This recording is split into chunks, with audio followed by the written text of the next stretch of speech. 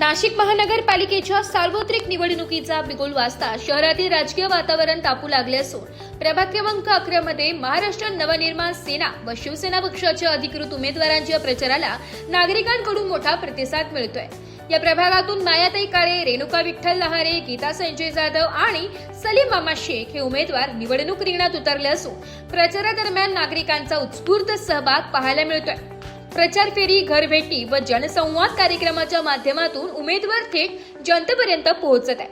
सर्व उमेदवार हे समाजकार्यात नेहमीच अग्रेसर राहिले असून नागरिकांच्या सुखदुःखात ते कायम सहभागी होत आले। प्रभागातील मूलभूत सुविधा, रस्ते, पाणी पुरवठा, स्वच्छता, आरोग्य व युवक महिला सक्षमीकरण या मुद्द्यांवर भर देत प्रभाग क्रमांक 11चा सर्वांगीण विकास हाच आपला ध्यास असल्याचं उमेदवारांनी सांगितलंय। नागरिकांच्या समस्या ऐकून घेऊन त्यांना सोडविण्यासाठी तत्पर राहणाऱ्या उमेदवारांना प्रभागातील जनतेचा सकारात्मक प्रतिसाद मिळत असून येणाऱ्या निवडणुकीत प्रभाग क्रमांक 11 मध्ये चुरशीची लढत होणार असल्याचं चित्र स्पष्ट होत आहे। भारतीय जनता पक्षाच्या राज्याच्या महिला उपाध्यक्ष आदरणीय स्मिताताई पांडुरंग बोडके यांनी आज अधिकृतरित्या मनसेमध्ये प्रवेश केलेला आहे। आदरणीय राजसाहेब ठाकरे यांची 9 तारखेला गोल्फ क्लब मैदान या ठिकाणी सभा आहे। त्यांच्या उपस्थितीमध्ये सुद्धा स्मिताताई बोडके यांच्या मनसे प्रवेश त्या ठिकाणी स्वागत करण्यात येणार आहे।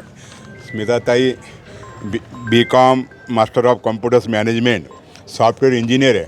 मला वाटतं आम्हाला पक्षामध्ये महिला म्हणून सॉफ्टवेअर इंजिनियरची आम्हाला खूप गरज होती आणि मला ती गरज आपण या ठिकाणी पूर्ण केलेली आहे। आणि बोडकेताई प्रभाग क्रमांक 12मधनं सर्वसाधारण महिला यातून त्यांनी अपक्ष उमेदवारी केली। पक्षाने त्यांच्यावर अन्याय केलेला आहे। खरं त्याचा पक्षाच्या प्रबळ दावेदार असताना त्याच्यावरती अन्याय केलेला आहे।